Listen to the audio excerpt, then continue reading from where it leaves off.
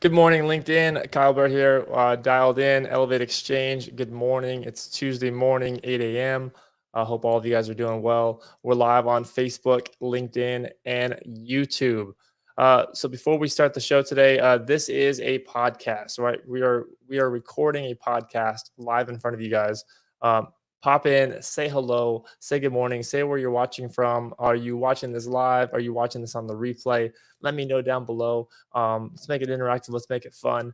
And so, dialed in, ElevateXchange. What is ElevateXchange? ElevateXchange is an IT community here in Texas, here in Dallas, that is open to IT director level and above. Feel free to join that. You can check it out on the web. Elevate events. I'll put that link in here. There's a registration here for this event that we're throwing. So we are throwing an event, ElevateXchange Virtual Happy Hour, June 4th, 2020, 5 p.m. to 7 p.m. It's an Exchange Shark Tank. It's going to be moderated by Rusty Kennington, CIO, guest panelists Brandy Holbert, Pat Benoit, Tom Sweet, and our guest on the show today, Elizabeth Hecksel. So really excited for that. You can join that by going on the web and registering. I will put the registration link here for just a moment. I'll hold this up here. And while we're doing that, let me bring in Elizabeth. Elizabeth, good morning. How are you this morning? Let me unmute you. Elizabeth, good morning. How are you this morning?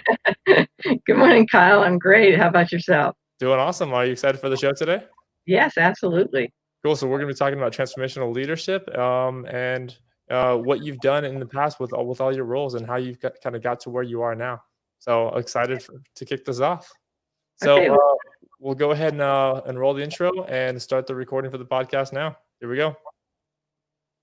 There will always be somebody stronger, faster, and smarter than you. Surviving depends on your adaptability to change. Those who are the most adaptable are dialed in.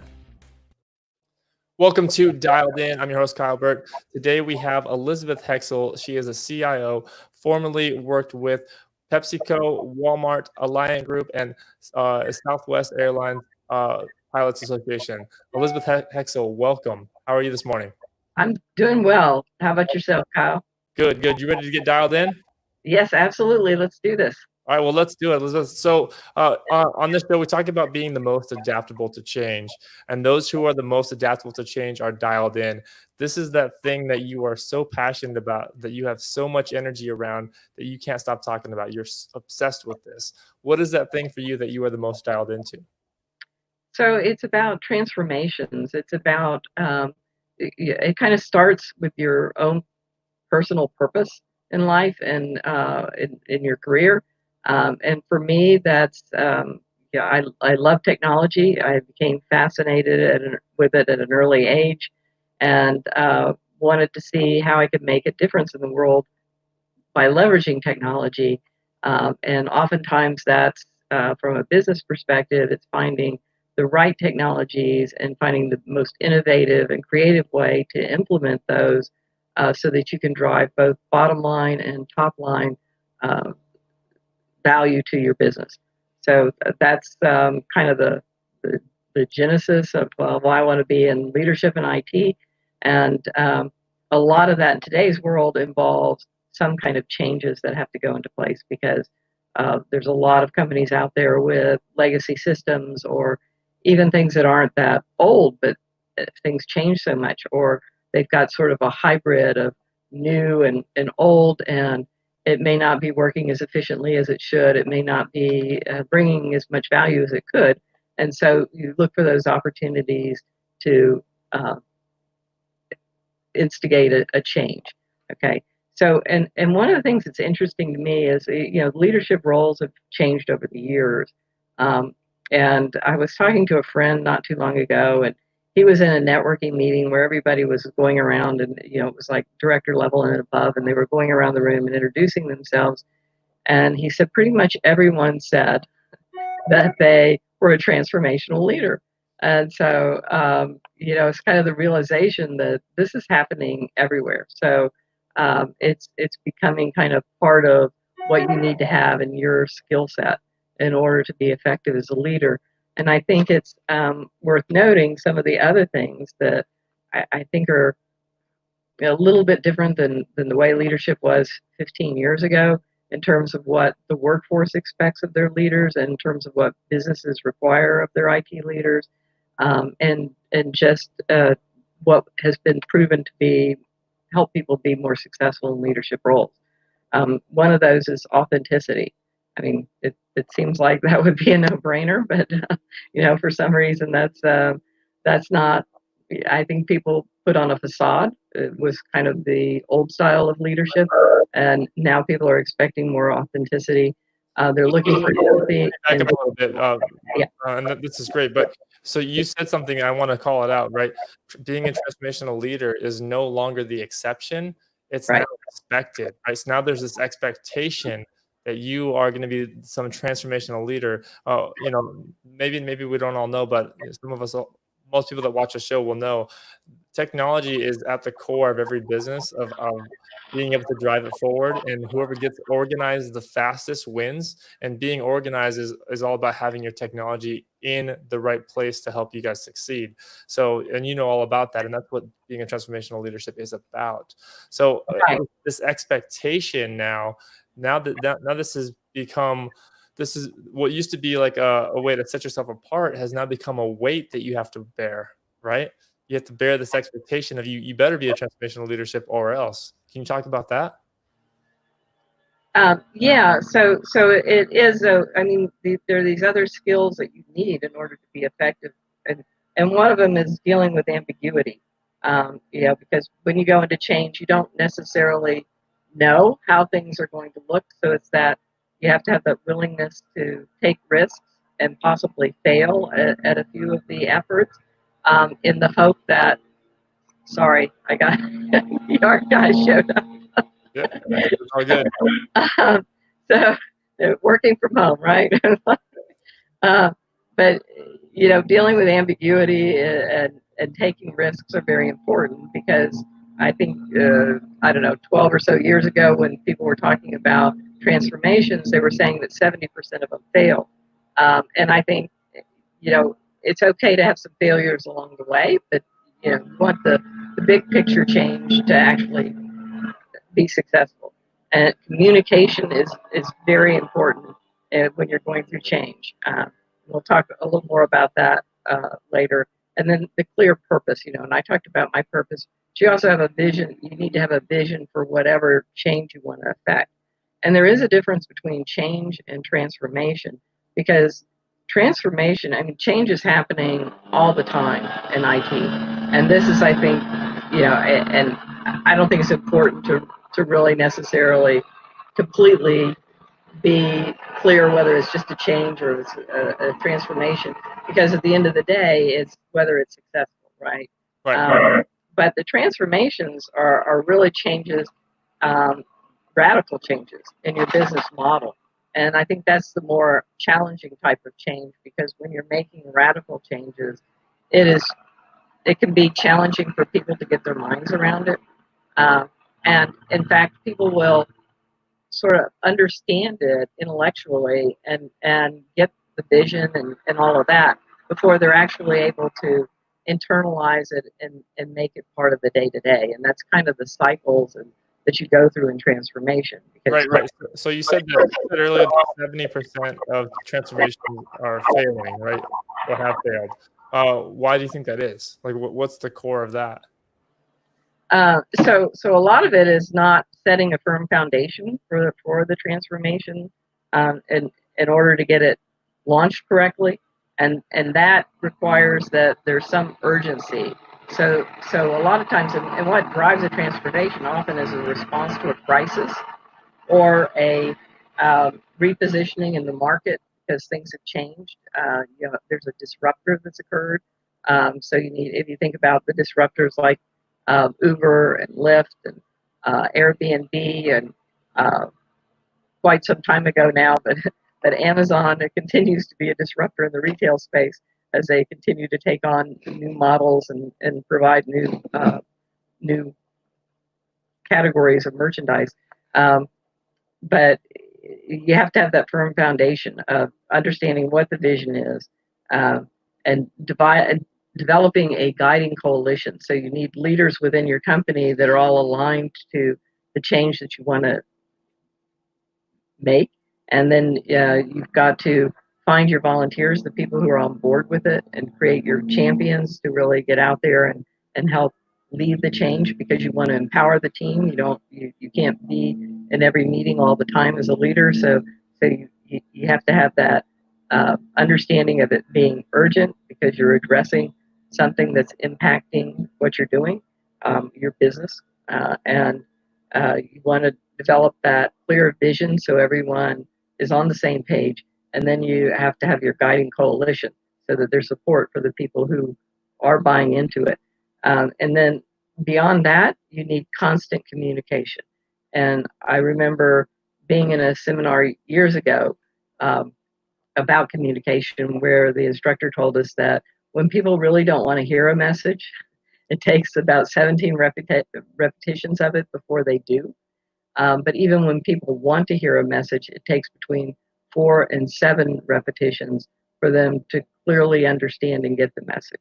And this is oftentimes why they say, ask the person to repeat it back to you so that they're hearing the same thing that you're trying to convey.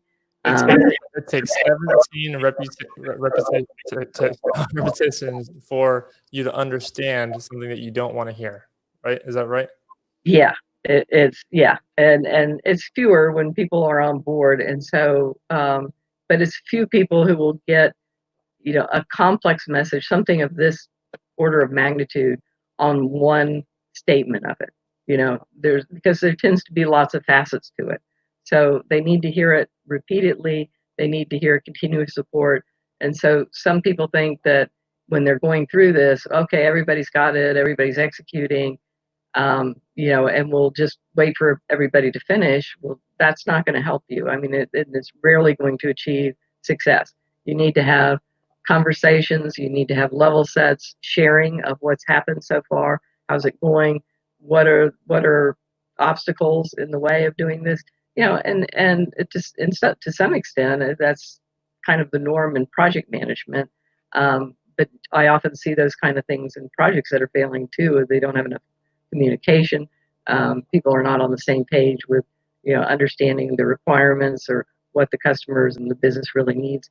But when you're trying to do a transformation, you've got more going on, and so that even becomes more critical if you don't want to end up wasting people's time with a failed project or a failed transformation. So and then once you've done that and you've got those things going, it's making sure the people who are executing are truly empowered to do what they need to do. And so again, that requires a lot of communication and staying on the same page.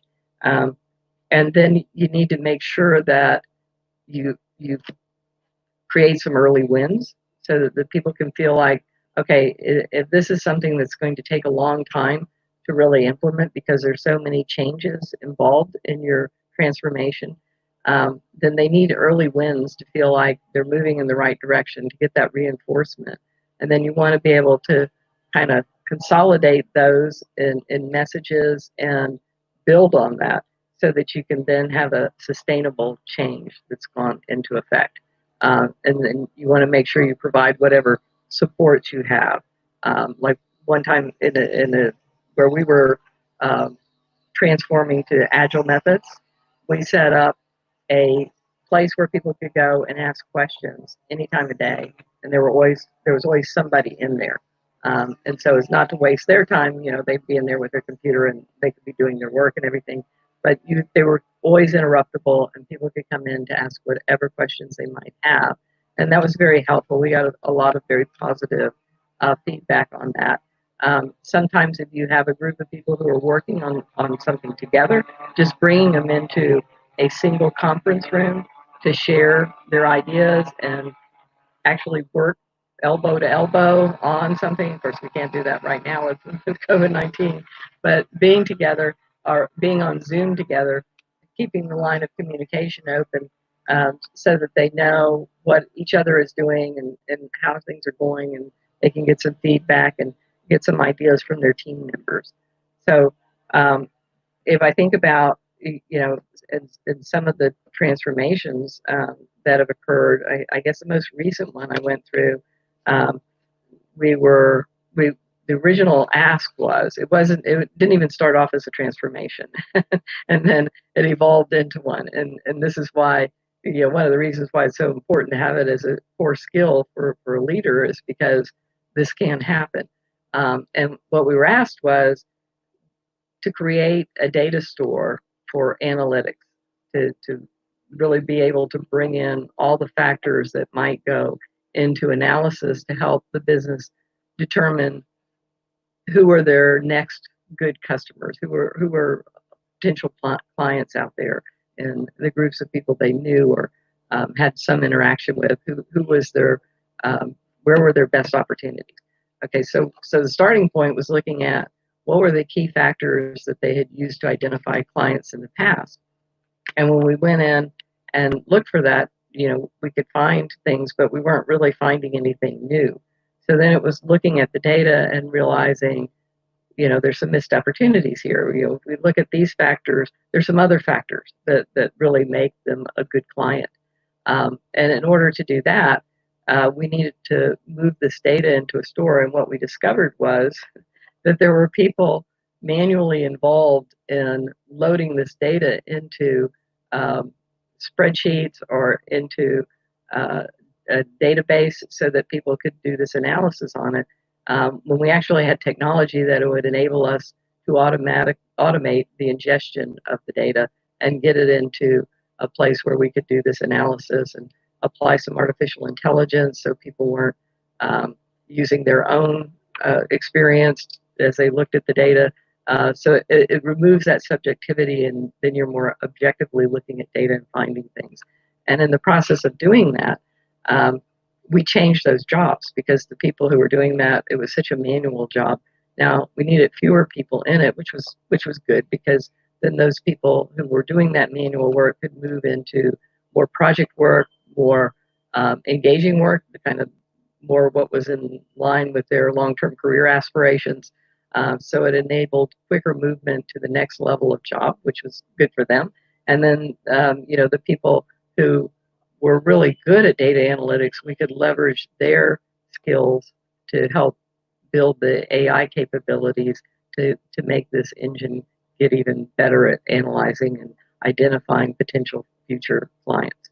And along with that, then by reducing that time to assess or pull in the data, then we could assess the clients that we had already talked to and come to a faster realization of the fact that we had an engagement, of a viable engagement that we could propose to the client, so we could start billing for hours and generating revenue for it. So faster realization of revenue, and then the identification of more revenue opportunities. But as we realized the jobs were changing, and we need to make changes to the teams and the structures of the teams. In doing this, then we had to engage their management and figure out how we were going to do that. And so it was all good, but it wasn't really what we had originally set out to do. And I think that's oftentimes what happens.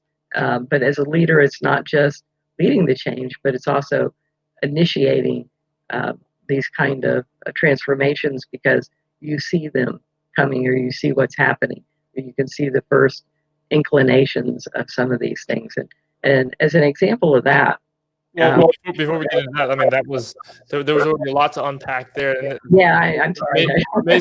amazing story there. So the transformational technology, like transforming the technology, had a far greater cause and effect on the work that the workers were doing, the happiness level of all of them, right? So if we look at that, then what you've learned in that, what are the characteristics, what are the traits that define a transformational leader versus everybody else? Like, what are those traits? Well, I think, once you recognize that you're talking about, I mean, one is the recognition that you've got a transformation opportunity there, right? It's some companies, it's the CEO or the COO or a risk manager or someone who's decided that we need to make this big change, and and that's great. Then you get on board with it, and then you're leading, but it's under their direction. In today's world, I think you want leadership that can identify where there's an opportunity, where there should be a bigger change than what was originally thought of. It's just kind of, so it's being able to instigate a change, not just being able to challenge the status quo. Yeah, looking for those opportunities is the innovation around how the business can operate, not just around technologies itself. But clearly at the core of that, you need a technology that supports what you've identified could be helpful to the business. Because one of the things I've thought about recently, and especially in the face of COVID-19, where travel is down, but before that even occurred, there's this bus service that goes from between the major cities in Texas, right, between Dallas and Houston, and I think there's a second one that's kind of beginning to pick up. When I talk to people on those buses, a lot of them are seeing it as a better alternative than taking a flight between, like Dallas and Houston or Dallas and Austin. And it's interesting to think about, because it's just wondering if we're on the cusp of a disruption there to short distance travel on airplanes, because the airplanes, it's ever since 9/11, going through an airport has become much more time consuming and burdensome for travelers. And then they get to their gate, and then sometimes there's gate changes. There's a lot of lack of flexibility in the airline industry, and if you can go to a bus, and so this bus service, their waiting area, their gate is actually in the lobby of a hotel, and they've made agreements with these hotel chains to be able to access their space and be able to load the bus there. So you're sitting in a nicer space, and then you don't have to get there, a half an hour. You don't start boarding a half an hour before you take off. They start boarding like 10 minutes before the bus takes off, and there's only 22 people on the bus. You have an assigned seat. The seats are recliners. It's more comfortable. They serve you snacks throughout the trip, and that's included in the price. Snacks and beverages, you pay extra if you want alcoholic beverages, but everything is brought to you. You can do whatever you want. They have Wi-Fi on the bus. You can do work on your computer. You can watch a movie. They have movies on the bus as well that you can watch through your personal computer, and you can read, or you can do anything you want. So the point is the disruption there, and recognizing right. And so that's hearing people, and they're growing. They keep adding routes, and they keep adding hours of buses departing. And I see potentially they could have multiple buses leaving at the same time. I mean, and I'm just even wondering if the airlines are even aware of it, because it's like, you have to get to the airport in today's world. I mean, it's like an hour and a half early, because it's going to take you need to be at the gate at half an hour for boarding, before takeoff or boarding. Oh yeah, and then sometimes it's just like you're in, and like, okay, now I got an hour and a half of sitting. Right. Yeah. And you can't bring food with you. You gotta go and shop for your food, whatever. So you want some of that time, but maybe not as much time as you end up with. And then you're sitting at the gate. You set up to use your computer, and you get 15 minutes of usage, and then you got to get in line, right, to board the plane. And so it's hard to have downtime there. And then you've got a short flight, so your flight is 45 minutes. But gate to gate, it may be an hour and 10 minutes. You get on the ground, you get there early. You can't get to the gate, because they won't let you just go to any gate. It's like, and they lack that flexibility, and they're not thinking in terms of, how do we make this more convenient? How do we compensate for the fact that people have to go through security in today's world? Nothing has been done to address that. And so now this bus service is kind of eating that lunch. And sure, it takes 3.5 hours at best to get from here to Houston. They use the express lanes. The buses use they've got technology that tells them if there's a roadblock ahead, and so they'll modify their routes. They're very flexible. you're comfortable. You can do your work while you're there, so you don't feel like you're wasting any time. And it's if you get there 5-10 minutes early and you're in the lobby, and then it's 10 minutes to board the bus. That's only 20 minutes of your time as opposed to the time it takes to do these other things. Yeah, so it's not as fast, yeah, but yeah, so there is that benefit on the airline side, but it's more productive time and it's more comfortable. Right, And right. So disruption is happening all around us, right? And being able to recognize that and yeah, point it out, I mean, that's probably step one of being a transformational leader, right? And being able right, to kind of, absolutely. Is you know, looking for those, I'm a hockey player, right? So I think it was Wayne Gretzky who said, like, go to where the puck's going, like, and that's right, is basically what you got to do. You got to yeah, see where the puck is going. You got to see where it's going, and then try to get there. Try to time that. right.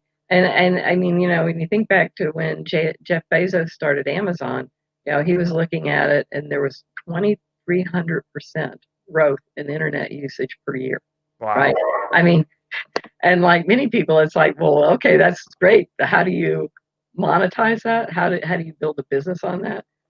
And he started off with books. I'm not sure why, but his goal was to create the everything store.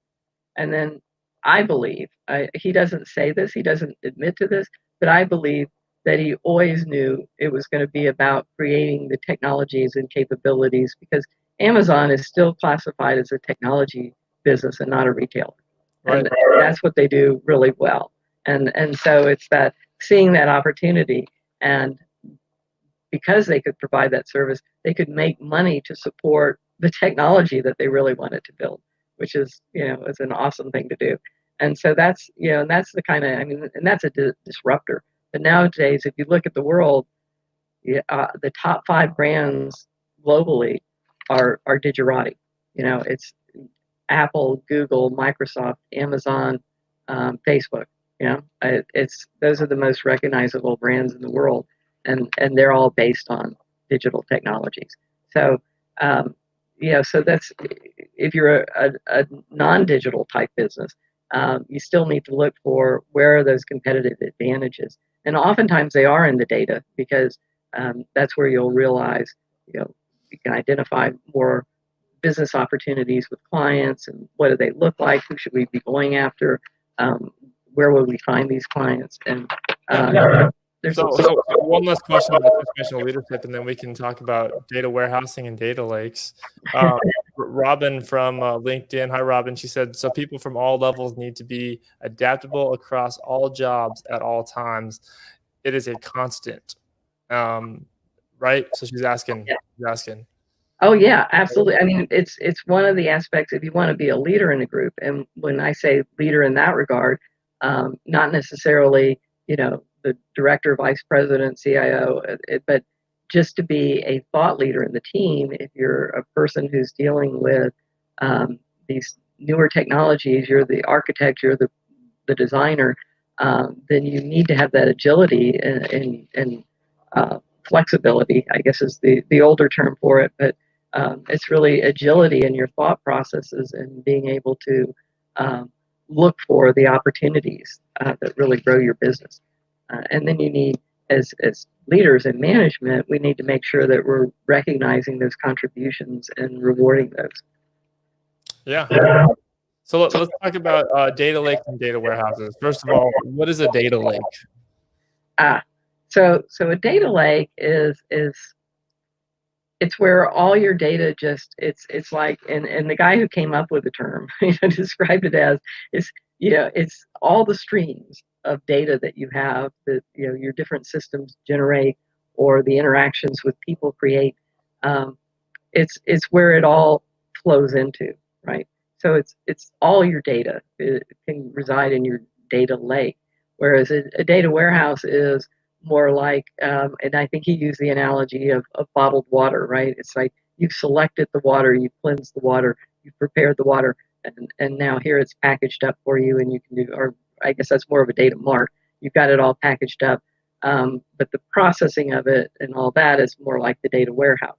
So, and now in today's world, I mean, they're combining the two concepts, and there's newer technology that enables you to access the data in the data lake, via your more structured SQL queries.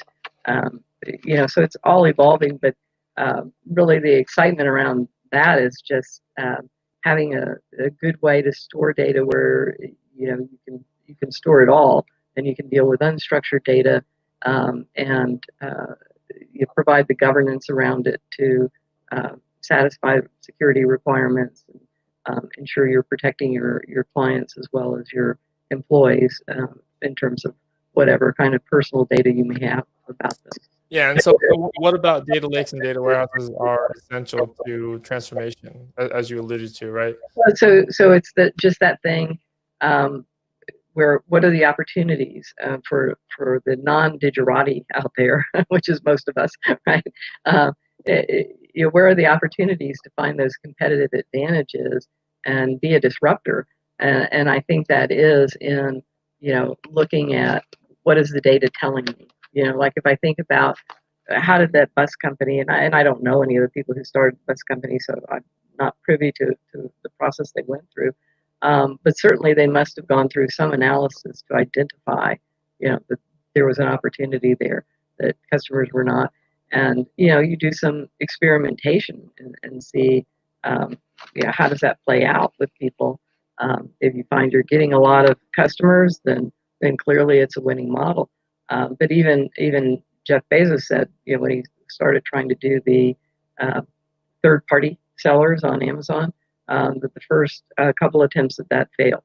And that's okay. It's it's staying true to that overall purpose and vision. And in this case, for me, it's making sure that the technology is helping your business's top line and bottom line growth. So our top line growth, bottom line, less expensive. so Yeah, the insights you get from looking at the data, right? And in our previous talk, you mentioned that people don't know the difference between reporting and analytics, reports and analytics, right? Yeah, You're talking about that because I don't even know that I right. do right now in this context. Well, and it's so there's a lot of reporting that gets done on a regular basis in a business. I mean, people want to know, there's the financial reporting, and it tends to be rear view mirror, right? How did we do this quarter? How did we do this past month? And you need your month's worth of data to know. So of course it's going to be rear view mirror. But from that, then the analytics is, well, based on this, and what the trends have been.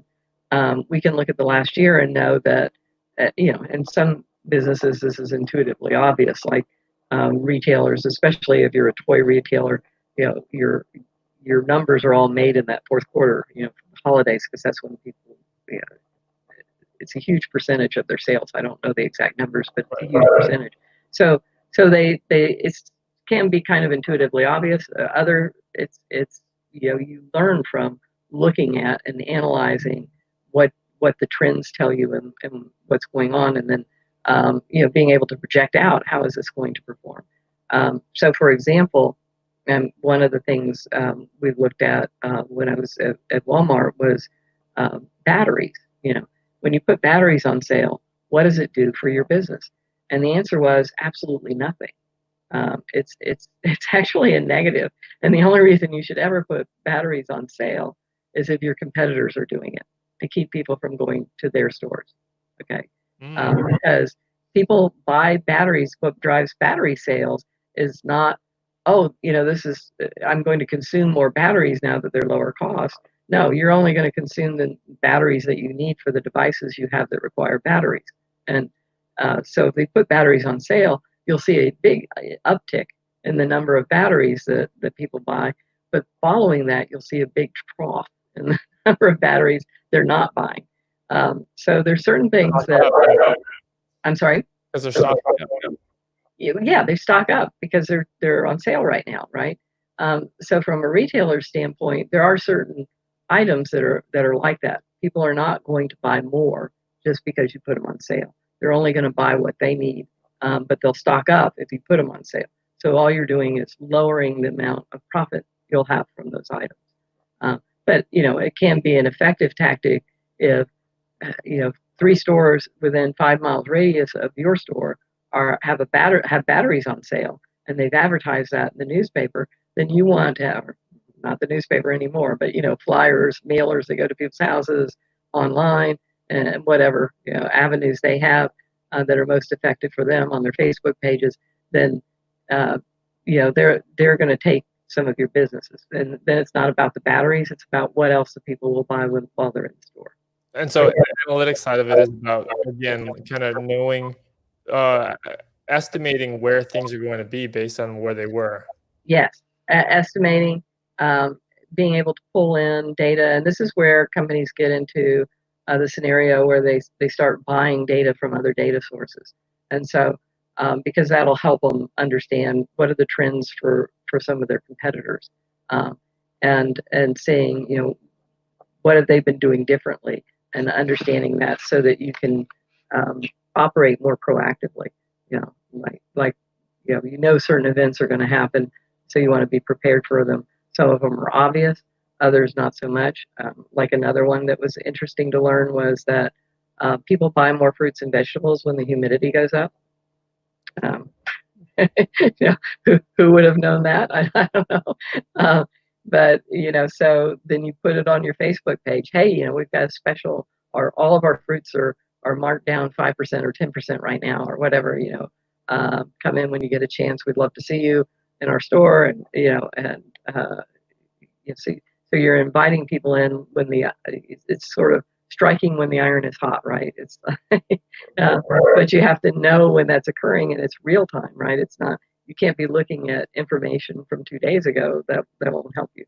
It has to be what's happening right now, and we can drive more sales by playing to that current knowledge. No, right. No, powerful differences between analytics and reporting there.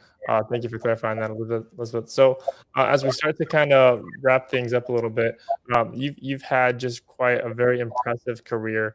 What would you say is the best piece of advice you've ever received with respect to being a transformational leader, with respect to your career as a CIO? This may sound funny, but quit while you're ahead. Quit while you're ahead. Yeah, quit while you're ahead.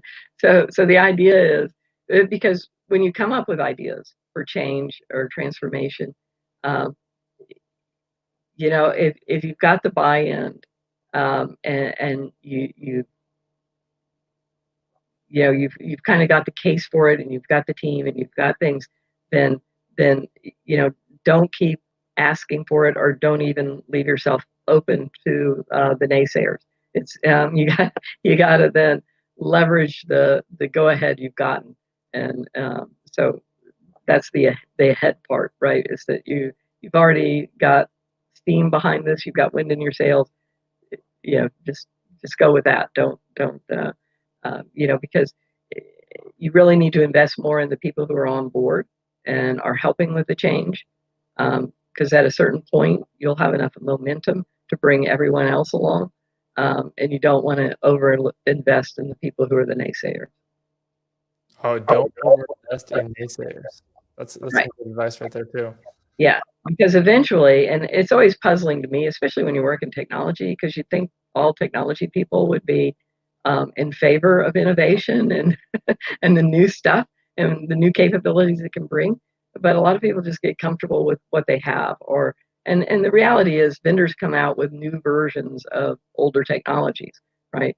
And so they can feel like maybe they're doing something new, but they're really not thinking longer term, and how is this going to play out. And you can spend a lot of energy and time trying to convince those people, and you're better off just going with what you've already got, and building up that momentum. And at some point, people either have to get on board or get left behind.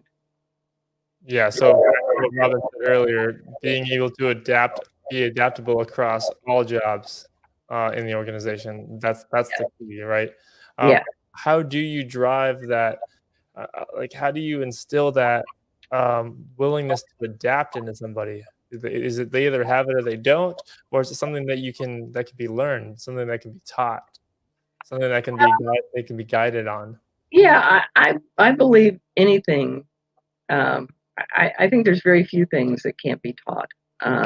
If there's enough dedication, certainly you can't be taught to be a great artist, or but you have to have some innate skill. And it's the same with technology. I mean, not everybody can be a technologist. Not everybody has the right skills to do that.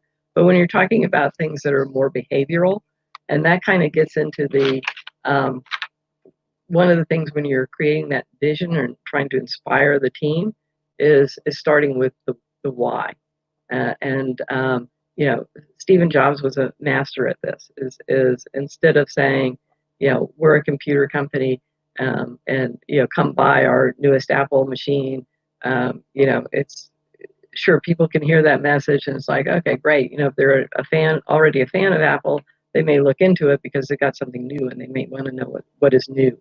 But if they're not, there's nothing inspirational there. So, but if you start with why, and Stephen Jobs' why was always, we're challenging the status quo. We think differently, and so we've got a new way of doing this. It's his old, I think it was 1,000 songs in your pocket. I mean, how does that not grab someone's attention, right? If they like listening to the music, and instead of having this clunky old device to carry around that plays your music for you, now being able to have it on this little tiny thing that fits in pretty much any pocket, and so that's inspiring. And so I think the starting with why and getting people to understand the why, and then as they see things, they start to get it. But again, there's not everybody on your team may be there, and maybe not enough people are at first. But if you can create that inspiring vision that starts with why, you'll be able to get more of them on board initially. You'll still always have that small part of the curve of people who just resist any change. And I'm not sure why they work in technology, but anyway, that's what you got. Don't resist. Don't resist. Embrace it. Yeah, and because that why is where trust and loyalty starts, and you can lead people to a lot of change in their thought processes if they trust what you're doing. Oh, absolutely. I believe in that too. And Robin said, good point. So, yep, absolutely. What's the best business book you've ever read? Recommend? Well, so I can't give you one. Is that okay if I have more than one? Yeah. Okay. Because there's one that I think is really important to change leadership, and for anyone in senior management, I think you should read it, and that's Leading Change by John Cotter.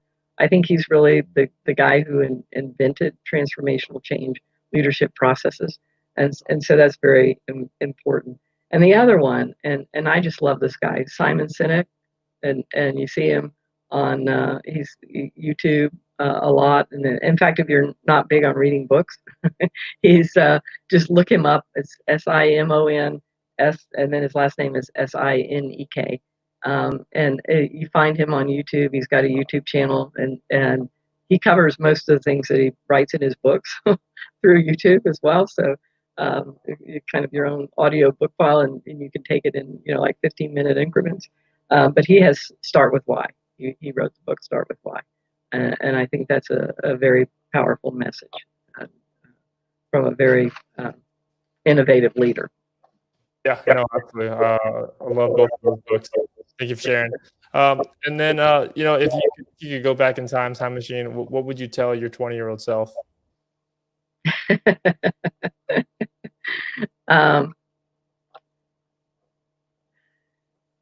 I guess I would tell my 20-year-old self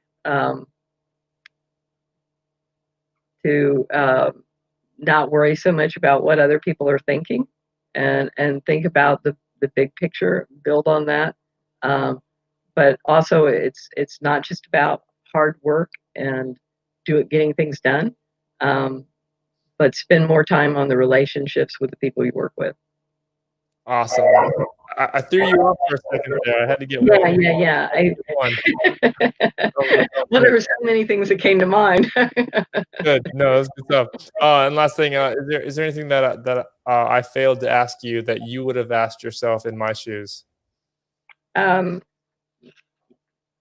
no, I don't think so. I'm not seeing anything. I'm just kind of looking at some notes here to see if there's um,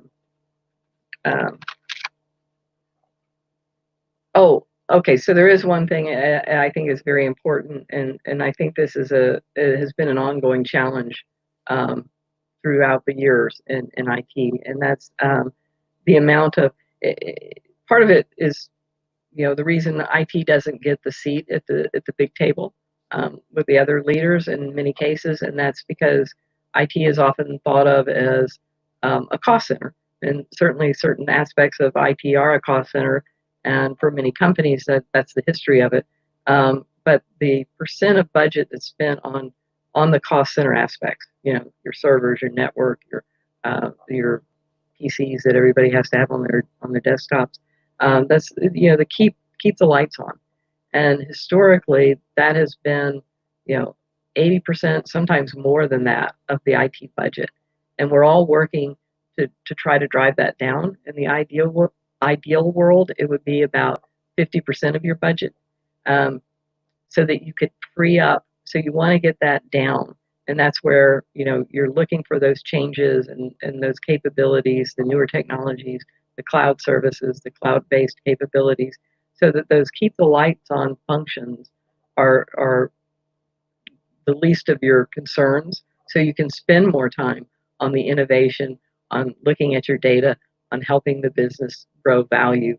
And that's, I think, a key part of it too, with the initiating change, is finding ways to keep the base costs low, so that you have more money to spend on things that are really going to add more value. And Change it IT. and change the perception of IT, right? From managing the cost, which yes, we're doing, but actually innovating and driving disruption in the business, Right, making the business more of a challenger in the market. right. Yes. Absolutely. Absolutely. Well, Elizabeth, I appreciate you so much for being on the show today. Thank you so much for sharing your wisdom with us. And we appreciate it. Well, my pleasure. Thank you for having me here. Cool. Thank you, Elizabeth. Take care. You too. Bye-bye. Bye. All right, guys. Thank you so much for watching the show today. Quick thing before we go. This is a podcast that is on all major podcasts out there. So check it out. You can go to anchor.fm/dialed in to subscribe. We're on Apple, Google, Spotify. Find us anywhere that you listen to your podcast. Thanks for joining us this morning. Thanks for watching on the replay. Guys, take care. We'll see you guys next Tuesday morning at 8 a.m. Thanks so much.